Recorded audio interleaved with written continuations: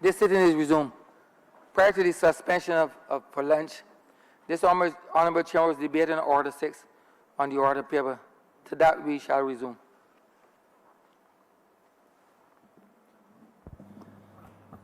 Honorable Mr. Michaelis. Thank you, Mr. Speaker. I want to take a completely different perspective on these family issues. I've heard a long discourse on the family law as it relates to dissolution of marriages, the two different stages, decree, nisi, and absolute. I've heard about counseling. I've heard about matters within the family law courts before the judge. But the irony of this is that the majority of families that exist in Barbados, their lives hold no relevance to none of those tenets that were advanced in the discourse this morning about the Family Law Act. Most of us are offsprings of the matrivocal family and the matriarchal family. We are, a large percentage of us are from single-parent families. Now, I know that the law within the Commonwealth, grounded in British values, do not include visiting relationships.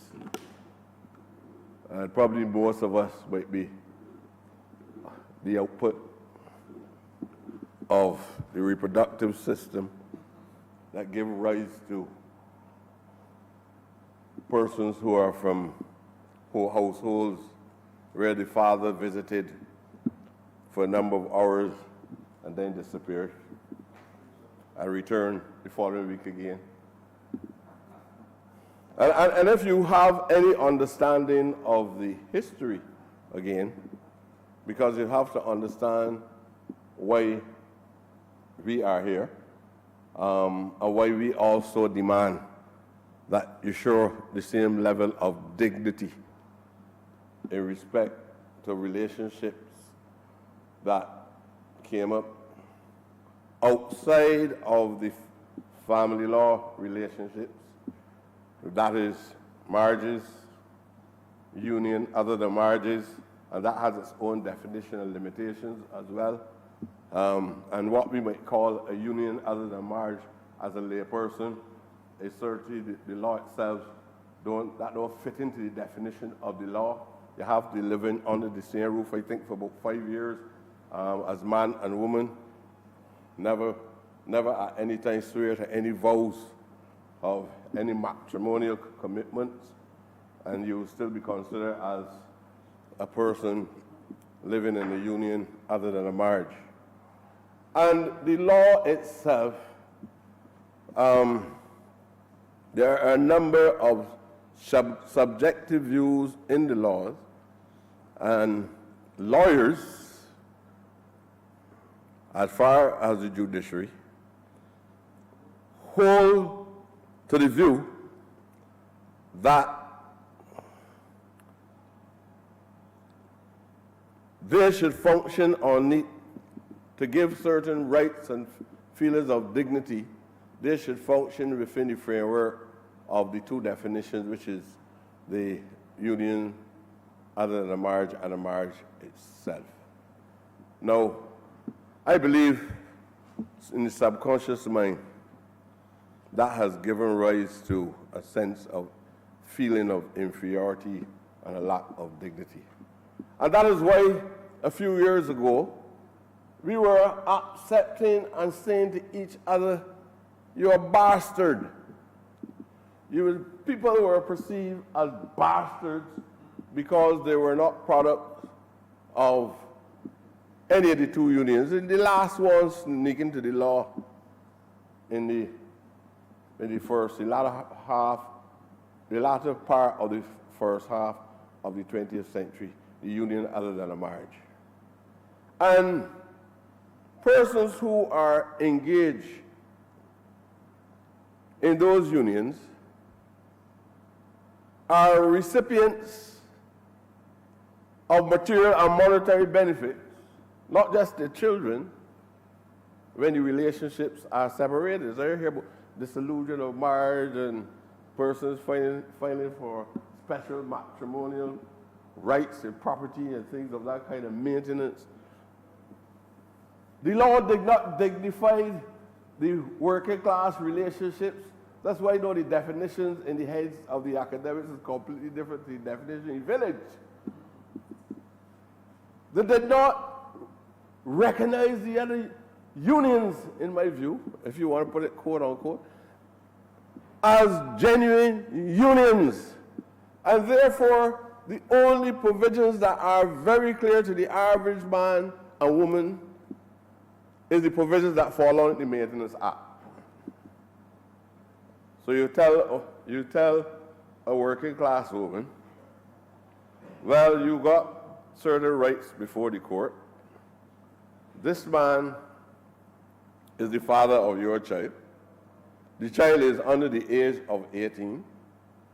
The child is still studying even after he exceeds the age of 18. And therefore, the court will award you some monetary benefits.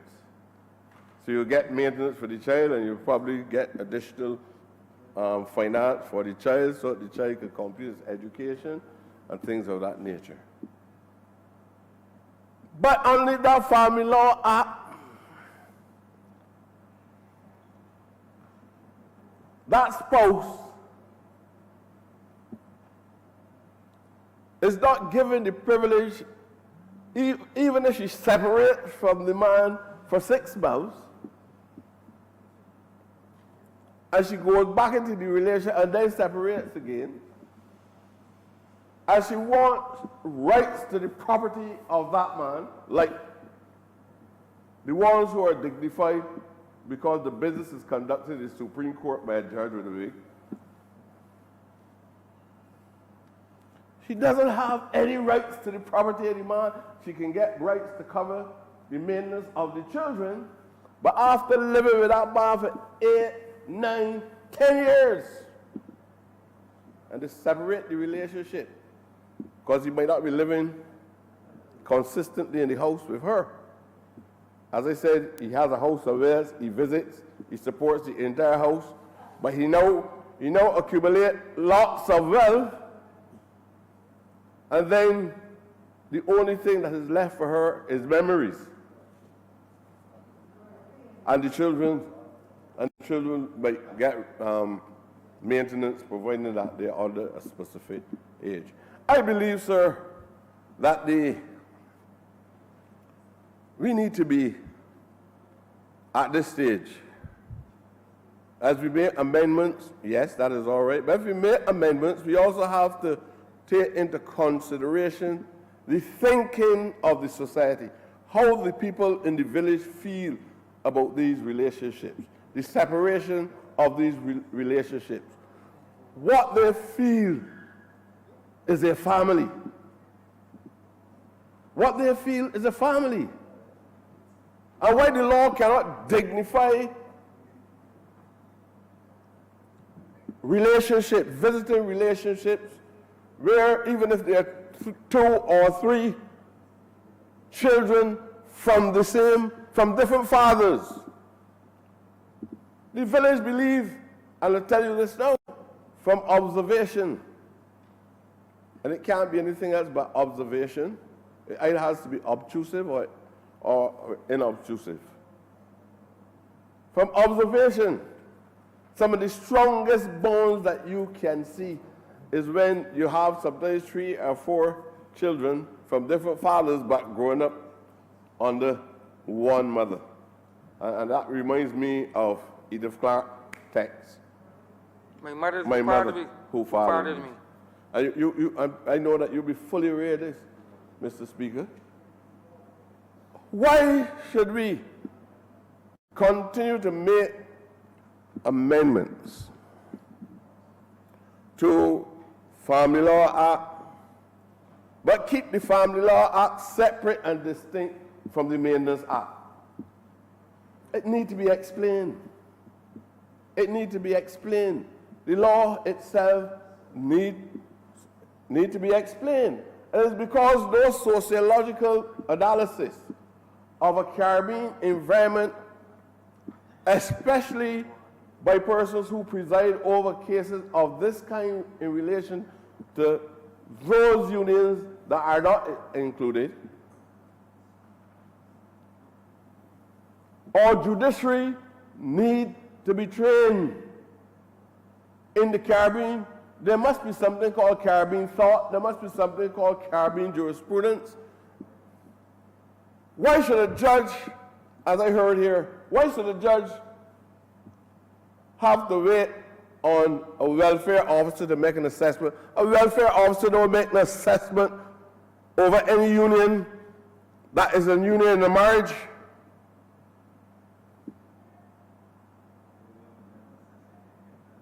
You don't send a married woman.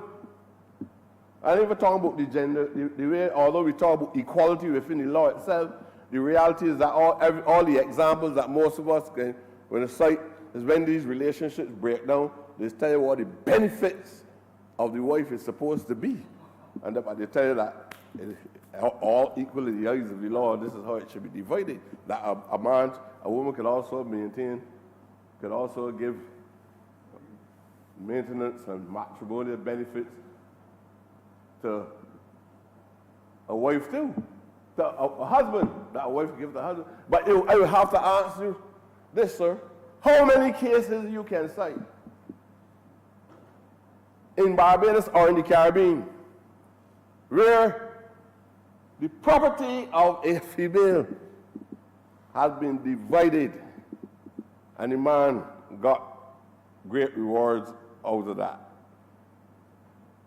It is just like how men got to struggle every day, and I'm not putting any case for any specific gender.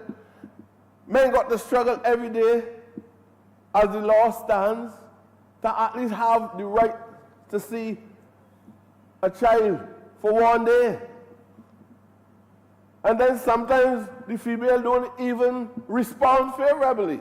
Although the court said you have to let him see the child every Saturday, he will come for the child at 9 o'clock and he can come back at 6 o'clock. The law, the person will go back to court 50 times and the judge, or the magistrate, because we're talking to people in the lower court, the magistrate will say the same thing every time.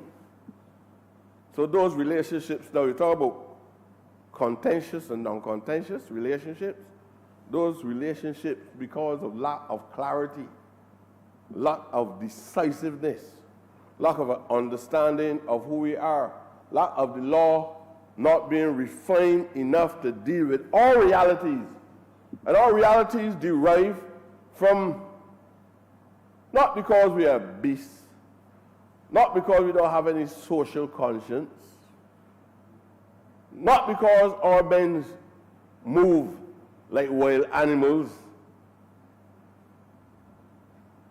out of poverty. The relationships derive out of poverty. And men run from one house to the other. People run off to Great Britain to do their own thing. Whole set of men left the place for the London transport. And a whole set of men then move out for immigration into the United States of America. And prior to that, 40,000 plus into Panama. Mainly men. Mainly men. It's just a natural function that if all the men left the place, all the men left the place, so everybody lived for about 8 square feet of land. They got about 6 houses, about 8 square feet of land. And one border is the other border, and the gate that you go through to go out is the gate that you go through to go in. That sometimes a man can shift from the backyard and go into another backyard. Or if the woman experiencing difficulties or the man experiencing difficulties, somebody, people don't like me to talk these things, but I like to see the world as it is because, sir, I would like to be able to say something that they might sound humorous sometimes, but I would like to say something to at least create a picture of our reality. So if you talk from the top of your head alone, and you don't think about what you see and what you know, then we would not be making laws that are relevant to the situation that we're in. If years ago, when people were calling people bastards, none of the leaders of Barbados, none of the people in this parliament did not consider it to be a severe social issue that damaged the psyche of our young men and women, or used to be mostly men that used to hear these things. If somebody felt that that was trivial and just dismissed it, you would be hearing that all over Barbados every day in almost every conversation, because it is mainly the working class people that seldom married. And the reality is that we are not as passionate about it as people who believe that in order to appear to be, tell me what's the best one. In order to, the people who come from the upper echelons of the society, the affluent type, they believe that in order to be seen as dignified, in order to feel that sense of prestige, that there's nothing wrong with buying a dress for $5,000 and buying the most expensive ring with diamonds and sign off on the contract and Christianizing the relationship. And the relationship becomes holy on the specific day where this thing occurs. Everything, all of a sudden, they pull up the thing over your head and everything now is Christianized. And they believe that the day after that, they must be respected. But the same two people that doing that came from a parentage that never shared in such a ritual, because they had to struggle and study survival every day. And sometimes the things that happen in your life, if you talk to women, the things that happen in their life during that struggle is because of poverty. Relationships, you talk to men, and you hear men say, look, man, it was all right for me. I cared. I loved my 2 children. But then she had a sister, and the sister had 3, and the sister lived in the same house. The mother and the grandmother lived in the same house. I go to a certain country in the Caribbean, and 16 people live in a house. Every room in the house is a bedroom. Poverty. Poverty. I like to hear some voices, my sister, and then the other sister said, my uncle, all these things happen. So I'm just saying that the law should reflect the personal experience of the people that the law is made for. And the people who are supposed to interpret the behavior of these people, the unions, and I talk about unions in a very wide sense. For me, a union is the definition as given by the village, not the Family Law Act or even the Maintenance Act. The village defines family. The village defines union. And the culture of the people who attribute greater intelligence and what kind of institutions we must have, what they believe is a family, probably it is a family, but it's not the only exclusive family that exists. And we need to be able to wrestle with some of these challenges, these complexities, because of our own experiences, and see how we can put things in order so that all families of all different types, visiting relationships, everything can feel a sense of equality and a sense of dignity, regardless of what was responsible for their existence. I don't, sir, I respect, and I would continue to support the required amendments to the law, the Family Law Act, but I still believe that we need to go a little further. I think by admission, we're saying that the person who are supposed to be presiding over these contentious issues, they cannot make a clear judgment on them. So then they have to send it to a clerk who becomes sometimes not even qualified beyond CXCs. Sometimes there are, but you send it to a clerk, you send it to a man who called himself a counselor, and some of these counselors are very smart counselors too. That is our reality. That sometimes the counselor counsels too long. And then he might even end up telling you, but you're in the hands of the wrong partner. And he then might try to become the partner. Because we have counselors that they have no specialty.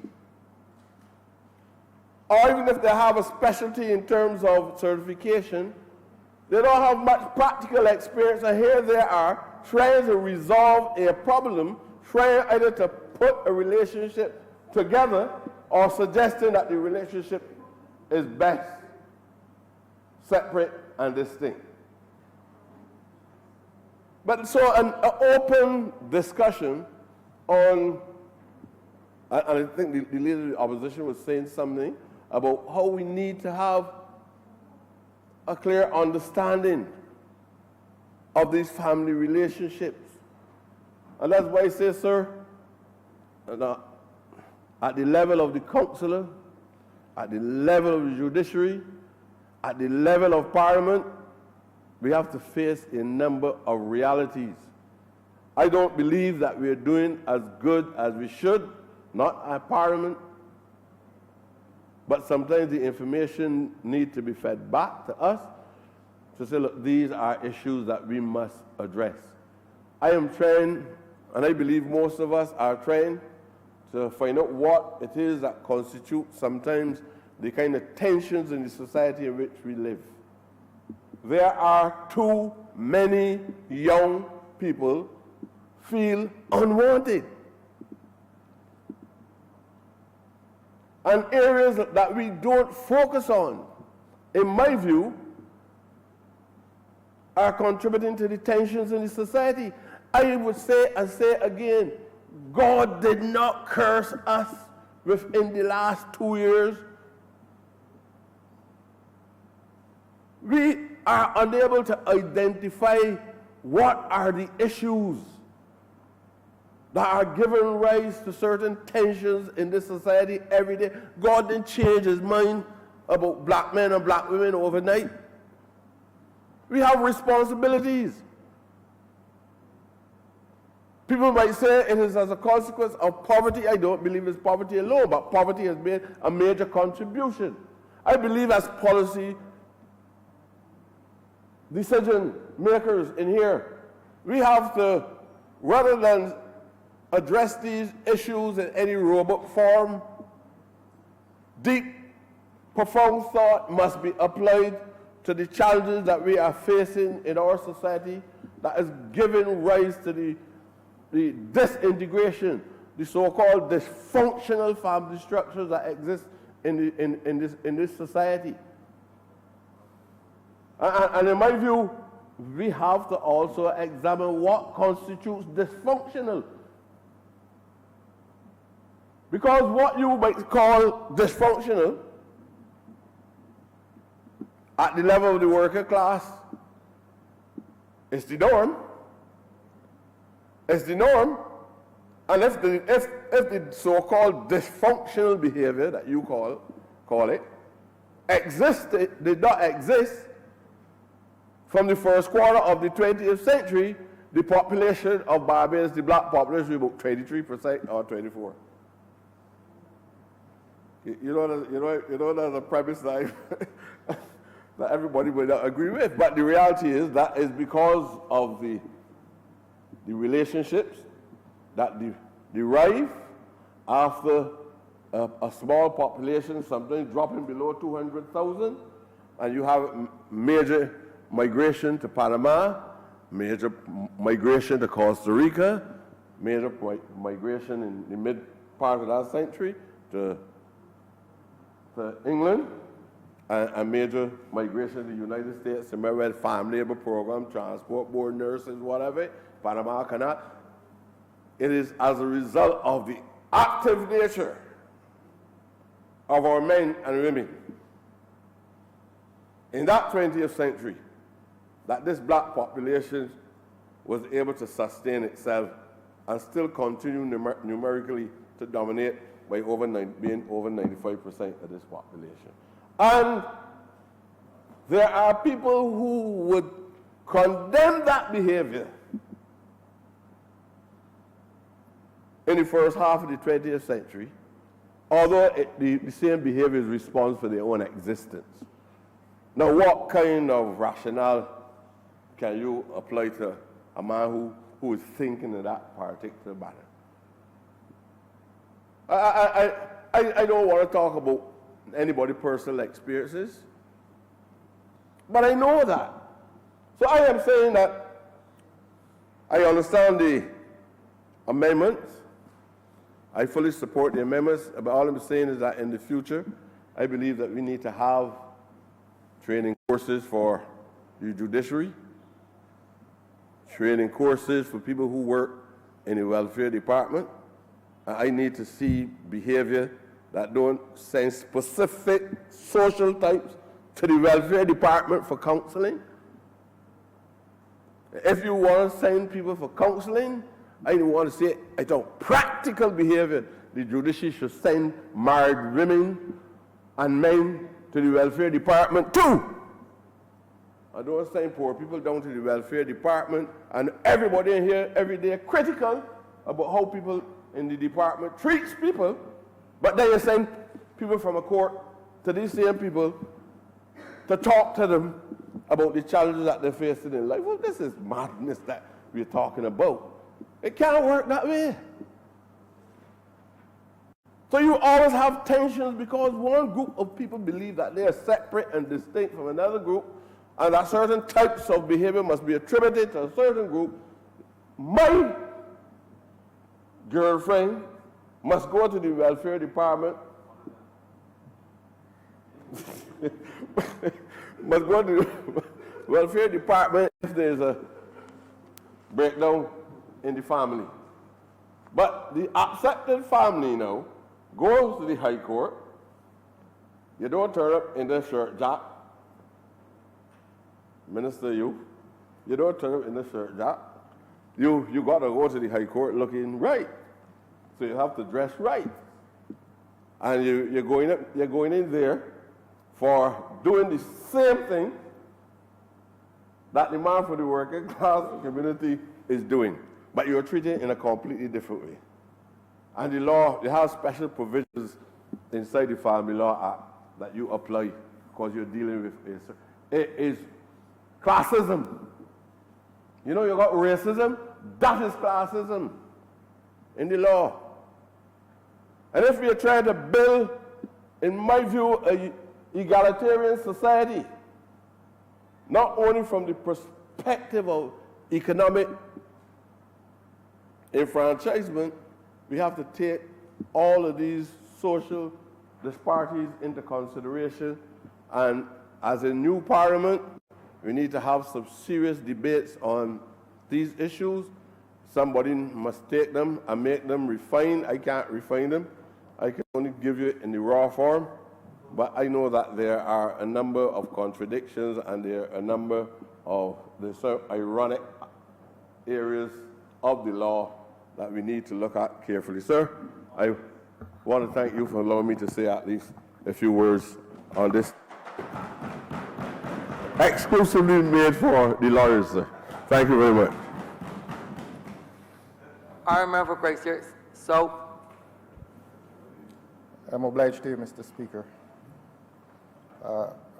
It pleases me to join the debate, and I feel obliged to do so since I belong to the legal profession. I tempt immodesty if I say that I am now into my 36th year of active practice at the bar. I neither expected nor invited that applause, but I'm grateful for it. And being so experienced in the law, let me say that I have been a witness to a revolution in the family law, and I will come to it shortly, but that revolution took place around 1982, and I will come to that shortly. I believe this legislation today concerns itself with matters of administration, how the family law is administered in relation to matters that have come before the courts. You are aware, Your Honor, that apart from matters of procedure, the law concerns itself with substantive matters. And you will permit me today, I hope, to concern myself with substantive matters as they pertain to the family law. And family law is interesting, and it touches a chord among us, that being what it is. It touches matters of personal esteem and social esteem among persons in this society, and I think it is always important legislation whenever it comes before the House. When I began the study of family law sometime back in the early 1980s, family law at that time began with a definition of marriage. It did not begin with property rights. It did not begin with the status of children. It did not begin with issues of who was the head of the household. Family law began, the study of family law began with a definition of marriage. It began at marriage, Your Honor. And you and I know what that definition was then, and except that it has now been liberalized by the Family Law Act of 1982, I believe that that is a definition that remains largely undisturbed today. It was Lord Justice Penzance in a case called Hyde and Hyde who said that marriage as understood in Christendom may be defined as the voluntary union for life of one man and one woman to the exclusion of all others. Inherent in that statement were many issues. The judge was saying that, well, of course, he began by saying he understands this to be the definition in Christendom, so that we're speaking here of Judeo-Christian standards and values, and that is where he located his definition of marriage. Of course, he said it was voluntary, and you smile, sir, because you and I know that unless the man and the woman exercise free will, that marriage may be annulled. The infamous shotgun marriage, therefore, is a nullity in law. Inherent within his definition, he said, and I hope this does not shock our people, but he said that it is a union for life. He was saying that it was permanent. And of course, I do not know how you could have that definition and make allowance for divorce. But that is the judge's definition when he issued his statement. He went on to say that it was a union between one man and one woman. In other words, it was heterosexual. And not only was it heterosexual, but being to the exclusion of all others, it was monogamous. And those definitions still apply within the law of Barbados. But that is not the fundamental point that I wish to make. The fundamental point that I wish to make today is that that definition of marriage, which we carried in this country up to 1982, modern Barbados, 1982 is most recent, that there was a dissonance between that definition of marriage and what we know to be the social reality in Barbados. I heard the honorable member, who I always enjoy listening to, the honorable member for St. Michael East, make reference to the seminal work of Edith Clarke. I don't know if you can apply seminal to a woman, but for want of a better term, let us describe that as her seminal work, in which she exposed the reality of the Caribbean family in the very title of her book when she says, "My mother who fathered me." And she was exposing the reality that in Caribbean society, and certainly in Barbados, that most families did not accord with the definition subscribed to in the case Hyde and Hyde, an English case by an English judge, pronounced by an English judge long before, except that this society with its value systems applied that definition to the social reality in Barbados, or to the law in Barbados. But the social reality was that most families in Barbados, 68 to 70% of the families in Barbados, did not have the dignified definition of family. The law did not consider their arrangement to be within the definitions of family. So we have a conundrum. There's a dissonance between social reality and what the law says. No wonder Bumble says that quite often the law is an ass. Because here's the law going in one direction, and here are the people going in a different direction with their social reality. That 68 to 70% of the families in Barbados were headed by a woman. And the woman was sole head, and there was no man within that arrangement. And if there was a man, if there were such a man, he was absent or he was visiting. But most of the families in Barbados were matrifocal. And apart from being matrifocal, there was often the presence of a grandmother. There would have been the presence of a sister of the lady or a brother of the lady, housing being what it was at that time. The extended family had to be accommodated. And so that was a social reality colliding with what we were being told in our universities in this Caribbean. What we were being told was family. And what we were being told was family was not family, according to the social trends. Now, when one does research by computer, this Google phenomenon, there are some locations that will wish to say to you that the title of Edith Clarke's book, My Mother Who Fathered Me, is hers. She herself may admit to you that she drew inspiration from our own Professor George Lamin, who wrote that phraseology in his seminal work, In the Castle of My Skin. He spoke of the phenomenon of women heading households, of a mother who fathered an entire family. And as I said before, that was the reality in the Caribbean.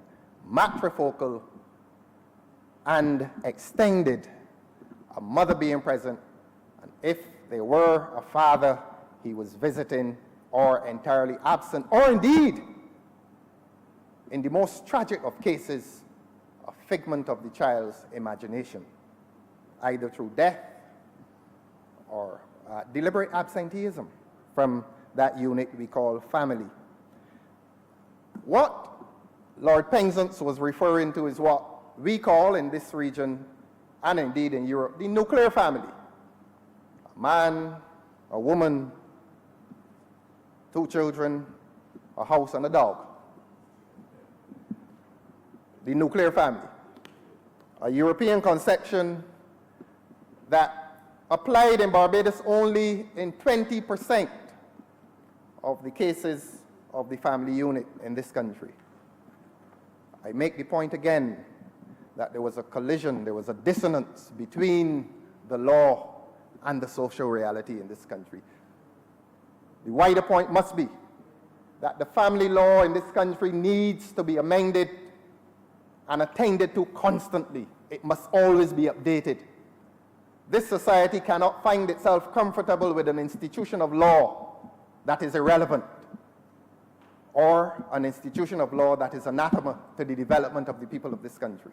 And therefore, it is in that spirit that I always support amendments in the law when those amendments seek to embrace the social reality, and when that social reality is in itself not undignified, and indeed when it is progressive, because there is nothing, let the word go forth, that there has been nothing undignified about the matrifocal or extended family that has existed in this country from the time of settlement. Let that word go forth. When we were schoolboys,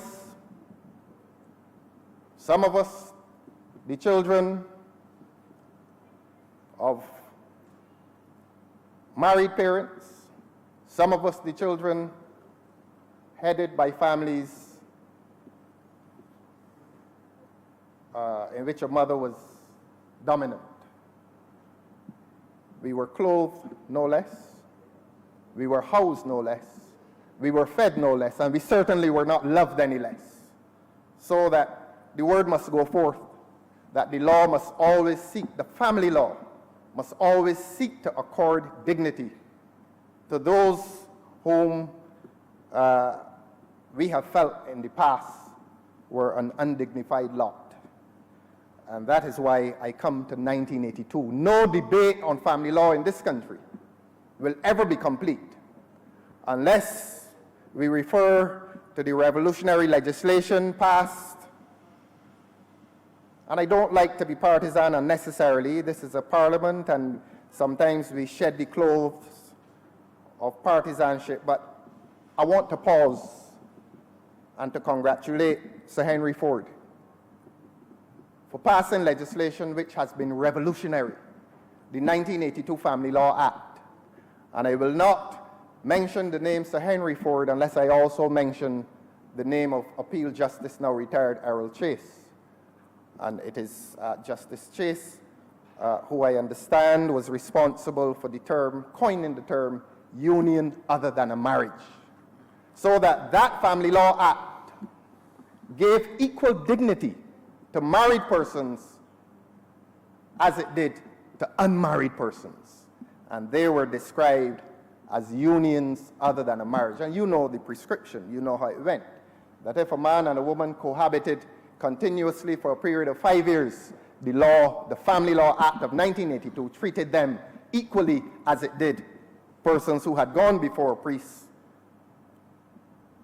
or indeed a bishop and had their nuptials formalized. And that was revolutionary.